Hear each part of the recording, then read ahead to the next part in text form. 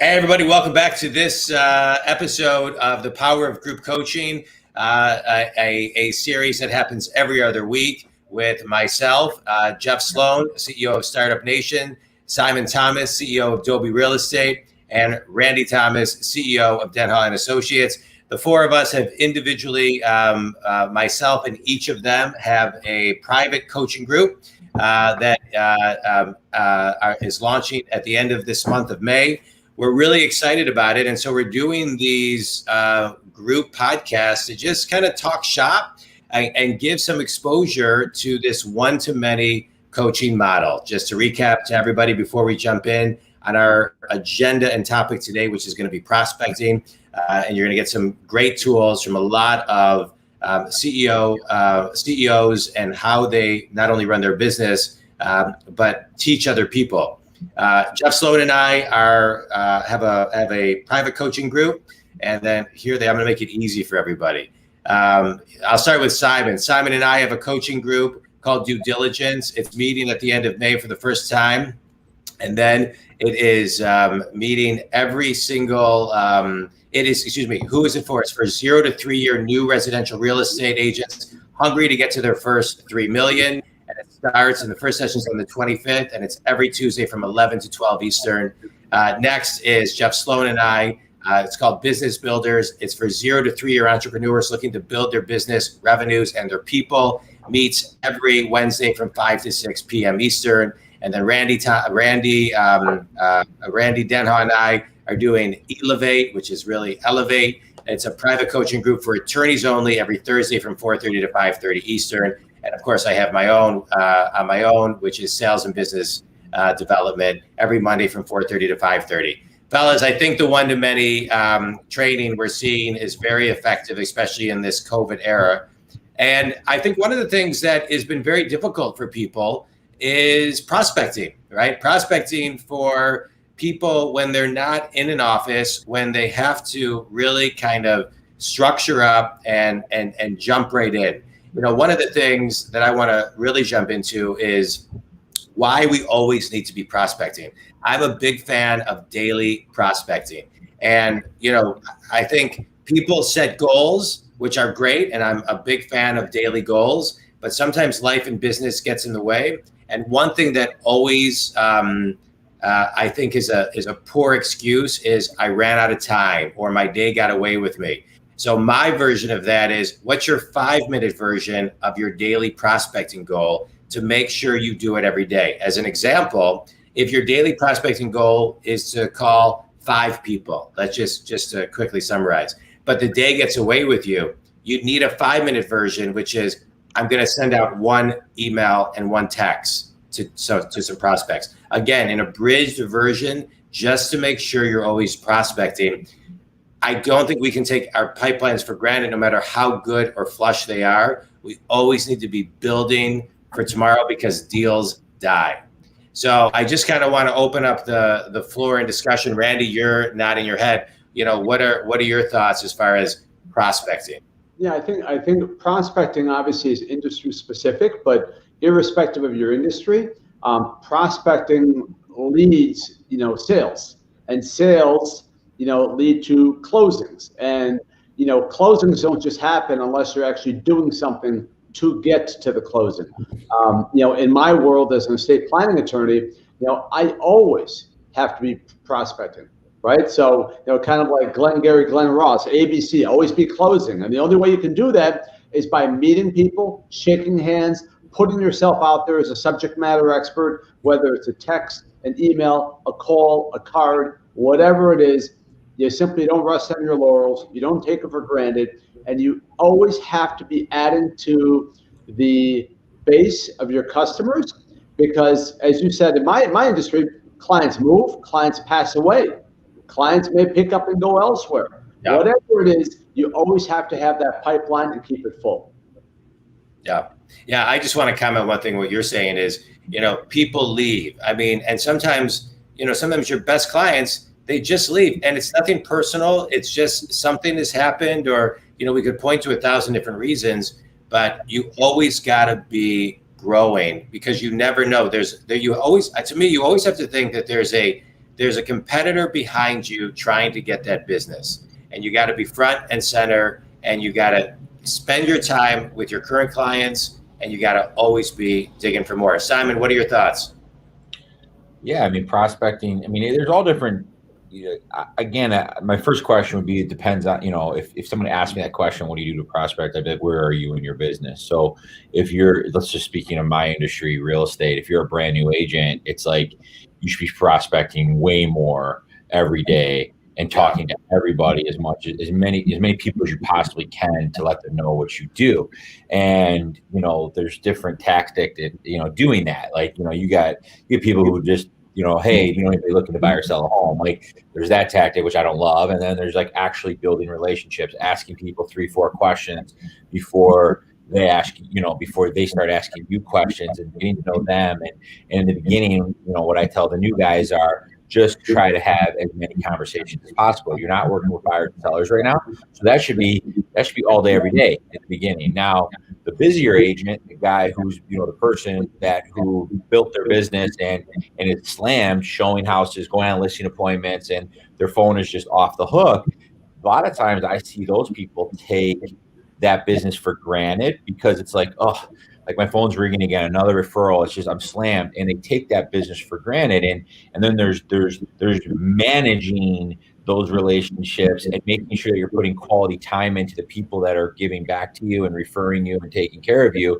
And to me, that's prospecting. So I tell people all the time, you should have your list of people, like I call it my baby list, but people that I take care of, that I baby, that send me a ton of business. And it's not because I'm asking for it. It's because, they believe in me. They've worked with me. They know somebody that's worked with me. And I take my time every single day to make sure I'm reaching out saying, hey, how you doing? How are your kids? What's going on? Are they back at school? It's not about work. It's about managing and staying current with that relationship. So that's prospecting, right? Because, then you get another client from them, and then they turn into that, they go into that baby list. So that baby list is constantly building. It's quality over quantity. And in the beginning, it's different than when you start to grow it. And in the middle, it's a little bit in between. So, and it depends on where you want to go with your business, how much money you want to make, what you want to do, your lifestyle. There's a lot of different things, but yes, prospecting every day is key. And there's different phases, based off of where you are in your business. To me, that's what I believe. Yeah, no, I love what you're talking about. And I love the baby list, right? Just people that you baby. And to me, it's like, you have to spend a lot of time, right? Out of sight. I think today more than ever, Simon, out of sight, out of mind, right? And it's our attention spans are less than a goldfish, which is less than 7 seconds. We have, forget the stat that our attention span is less than a goldfish. We have 80-some thousand thoughts a day in our brain. 80% are negative and 90% repeat themselves. People are very distracted more today than ever. So that baby list, I love what you're talking about. I think that's so important. Jeff Sloan, what are your thoughts? Well, first, obviously it's critical to prospect every day. That's just a given, because as Randy said, you got to start with prospecting in order to get to sales. What I like to do is recommend to everybody that they organize all of their prospecting into a conversion funnel, a sales funnel. So at the top of the funnel, you're creating awareness. And that's prospecting. You're going out and you're creating a lot of potential targets at the top of your funnel. And then you have various metrics, key conversion metrics down the funnel as they move toward at the bottom, which is what Randy mentioned, sales. So that's where you have that revenue event. But along the way, some people call it a drip campaign, a nurture campaign, whatever it is, you want to be tracking your leads, which you create from prospecting, up at the top of the funnel. And then you want to be making sure you're optimizing your conversion of those leads down the funnel, ultimately until you realize the holy grail, sales. Yeah. So I like, must prospect, but you also must organize your prospecting into a way that you can, I like to actually be able to see it. I like to be able to see where people are in the funnel. You can use an Excel spreadsheet. Certainly there are CRM systems you can use to do this kind of thing. But for small businesses, just create a funnel with the graphical representation of the key metrics, all the way from leads at the top, sales at the bottom, and the various key things you're going to do to convert them down that funnel along the way. And then put them on an Excel spreadsheet so you can see where they are, track where they are, making sure that it's not just prospecting, it's converting those prospects into sales. So well said. I just want to go back and throw out a tool, pipedrive.com. People really like. You can kind of customize. It's the pricing is very fair, and you can kind of customize the funnel that you're talking about as far as from a tracking standpoint. I think good old Excel works really well too. Yeah, so exactly. You don't have to spend money, but Pipedrive is something that I think people love. My lawn is getting mowed immediately right next to my window and microphone. And my dog's going to be barking to my left in a minute. So that segueing into what gets into people's way, right? Everybody has kind of an excuse on why they build their pipeline, and then they get kind of comfortable, right? They kind of get within that kind of self-worth that they think, okay, this is good. And then they just kind of stop, right? And then they have 1,000 excuses. And so to those people who are justifying to themselves, resisting prospecting, right? What advice are we going to give them? One thing I like to talk about is do the hardest things and prospect before 10 a.m. or 11 a.m., right? Get it done with before your day gets away with you. And stop coming up with excuses of why not to do it. Justification is like a drug, right? It is, we will resist what we need to do most. And so it requires so much discipline and time blocking to just say, hey, I'm going to do this. I'm going to commit. I'm going to put it into my calendar.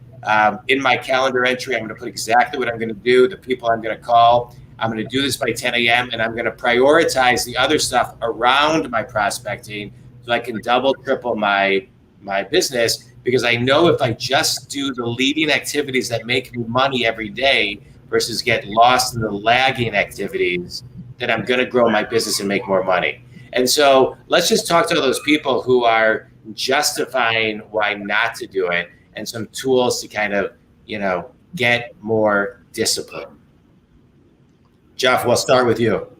Well, in terms of why people don't do this, John, is that the essential question? Why don't they do it? Yeah, and right.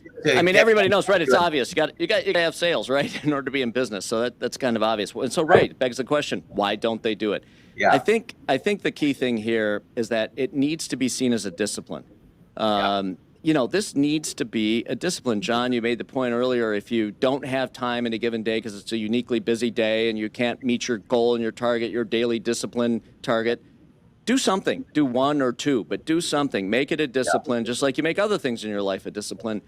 Because life is busy. Life is full of curveballs. You're going to have certainly if you're looking for an excuse, you'll have a million of them as to why not or can't I do this. But you must. If you're going to be in business, because you can't, again, get down that conversion funnel and get to sales at the bottom, the holy grail of why we're in business, unless you're prospecting at the top. And if that funnel runs dry, if the leads run dry at the top, you're going to run dry ultimately in sales at the bottom. Got to do it. That's it. Got to do it. And I think one of the things, just to echo what you said, and I think we're on the same page, is just do one, even if you do one small thing a day, right? Yeah. It compounds over time, and that is the key. One thing a day is better than 0 things a day, right? Simon, and how it's a about discipline, No, go ahead. No, finish. No, I was just going to make a colorful commentary. I read a thing once. I think it was like a graduation speech that someone gave, and it was an Army general, and I've watched it, and it's amazing. And he said, look, I'm going to give you a tip that's going to set you up for success in life. And he said, make your bed every day. Yeah. And it's a funny thing, right? Make my bed every day, and I'm going to be successful. But his point was, deeper than that.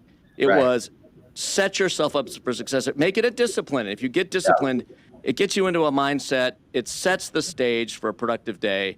And, again, we've talked about this before on these podcasts. Momentum builds a momentum. Yeah. So you make your day a simple thing. Make your bed. Start your day that way. Target one lead, and you'll feel good about your productivity in that day. And you'll do 6 the next day, whatever it is. But amen.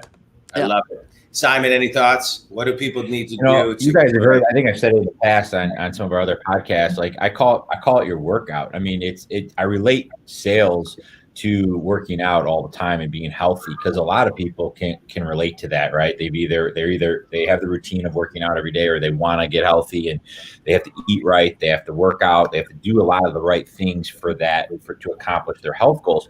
It's the same exact thing with sales. So like for me, I am a salesperson now, but forever. And I see agents who will they'll take a week off and go on vacation, and they literally turn off. And I'm not saying that's a bad thing, right? But that same person's on vacation going for a run every single morning before they go hang out for the day. And I'd say, well, you have time to go for a run for 30, 40 minutes. Why don't you get on your computer for 10 minutes, 15 minutes before, during your vacation, and get one or two things done? I'm not asking you to work, but you need to be able to turn off, but it's the same thing. When I would go on 3-4 day vacations, I never really took 7-day vacations. It was always too hard for me, but I always woke up every single morning at the same 20-minute routine. Check the new active listings, check the price reductions, go through my prospects.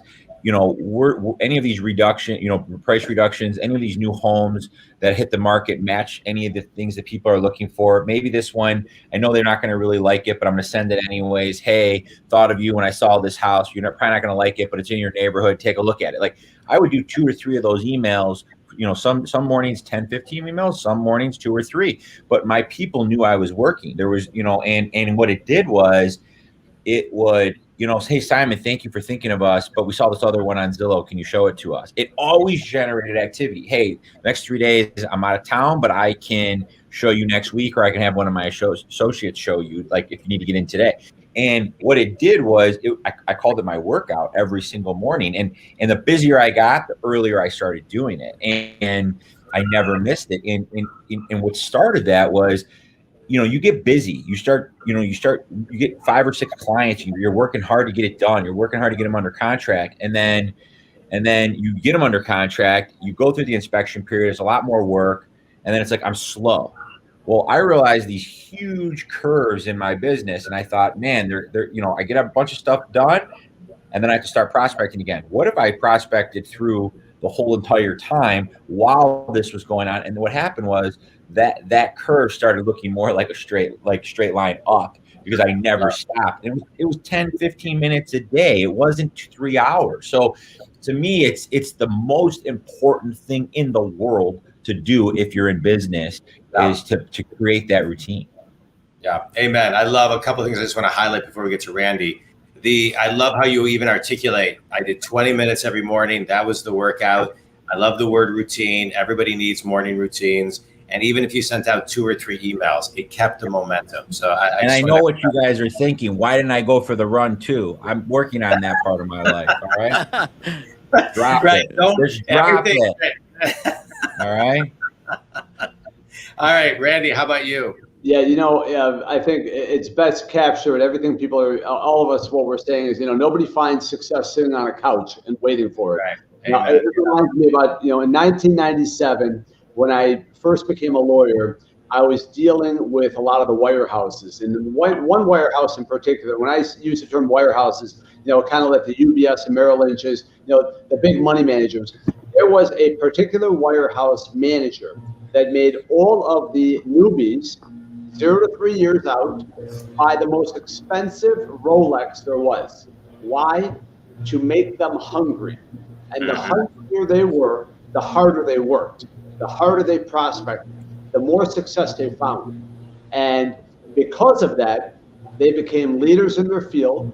They became very successful. And I work with many of them today. But the point of all that is, they got to get their confidence. I think a lot of people fail to prospect because, number one, not everybody is inherently lazy, right? But it's also a function of believing in yourself and knowing what you have to offer. And that's something I find that limits many people. And that's something that we have to go deeper down in and figure out why that is. I always say, when I used to go in and do seminars for large groups, I made sure I knew more than anybody in that audience. And that gave me confidence. Yeah. And with that confidence came leads and prospects, and then closings and clients. And now 25 years later, you have more than you can handle. Yeah. Yeah, I love what you're talking about, Randy. It's amazing, how many people in business aren't hungry. To me, that means they're out of alignment and maybe in the wrong space. But hunger is absolutely key. When it comes to prospecting from a sales perspective, I always love the quote, you're only annoying if you think you are. So you got to be tenacious, and you got to be hungry, and you got to just go after it, because no matter what, it takes 17, and sometimes because of social media, 50 times to follow up with someone. And so you got to do where most people stop, which is at the second or third time. So I love everything you're talking about. All right. Prospecting is key to growing any business, whether you are an owner, whether you're a manager, whether you're a salesperson. If you're an owner, you got to set the vision, rally the troops. A manager, you have to inspire people to be their best. Salespeople, you need to get out there. In our group coaching models, we are going to be addressing all of these things, amongst many, many, many other topics every single week in our live coaching. We are going to be doing live coaching with people that bring questions. We're going to be having new topics every single week. To kind of recap a little bit, Simon and I are doing a private group coaching called Due Diligence. Due Diligence is for 0 to 3 year residential real estate agents who want to get to their first 3 million. And we're meeting every Tuesday from 11 to 12 o'clock. 11 to 12 Eastern, 11 to 12 a.m. Eastern time zone. Jeff, Sloan and I are doing business builders, that 0 to 3 year entrepreneur who's stuck, who needs to build their business. Every Wednesday from 5 to 6 p.m. We are meeting live. And then Randy Denha and I are doing Elevate You, which is for attorneys. Many attorneys don't think about getting a coach, but attorneys, you need one. These all launch the week of May 25th, and then there's my sales and business development one as well. These are going to be great learning opportunities. They are $100 a month. They're all driven off of a private Facebook page. Everything will be on demand, and and everything is guaranteed. If you don't like it, we'll give you your money back. It's about teaching and helping as many people as we possibly can, especially in this time of COVID, where there's this hybrid normalcy. Many companies that are going back to the office in the fall are doing flexible times. They're doing hybrid models. People are craving learning and growth in this type of market. And that's what we're going to do. We're going to give it to you, and we're really looking forward to it. Fellas, always love doing this. I'll just closing thoughts. Simon, a closing thought. For me, when it comes to our private coaching groups, I mean, it's a chance to pick somebody's brain for an hour a week that has done and has been in a place where you have been and successful people in your industry. And it really is a no-brainer. I mean, to have access to something like that is pretty unique.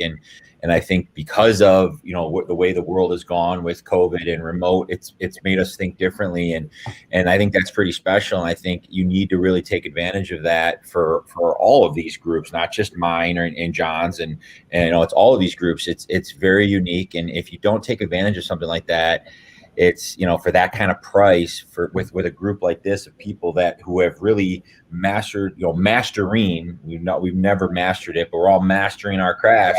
Like, you got to take advantage of it. So I cannot wait to launch it and see who shows up and, just start asking questions so we can help you. Yeah. I love it. And just to add one thing to that, we will have topics every week where we are teaching. There's going to be room for teaching. There's going to be guest speakers occasionally, but we will always be answering all the questions. Randy, final thought? Yeah, it's to piggyback off what Simon was speaking about. It's one idea that can make your year.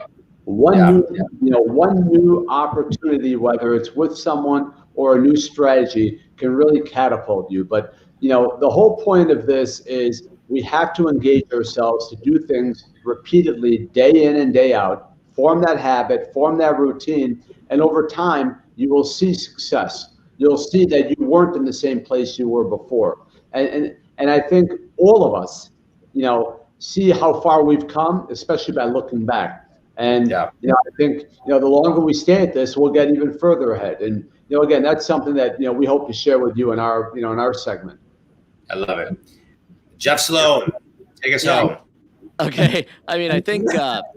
Make it good. Take it home. Oh, my God, the pressure's on. All right, how about this? The pursuit of business success is a weakest link equation. You can do a million things right, but if you don't do that one key thing right, you could still stumble and fall and look back on it and say, how did I fail? My product was brilliant. My sales strategy was brilliant. My this, my that. Oh, but now as I look back on it, I didn't keep a prospecting, pipeline, whatever it may be, a funnel. Yeah. But so business is a weakest link equation. What we hope to do as coaches, John, for those wanting to start a business, thinking about starting a business, for those that have and are trying to pursue that, very elusive success that, requires some magic and some brilliance and some certainly hard work. Yeah. What we can do as coaches is help you not only find answers to the questions that everyone has in business. There's a lot of commonality, about business, whether you're in real estate, whether you're in law, whatever it may be. We got an online e-commerce site. There's a lot of commonality. You got to cover those bases. What we can help you do is not only answer the questions you do have, but even help you frame questions you might not have thought of that you need to be thinking about and chasing answers for.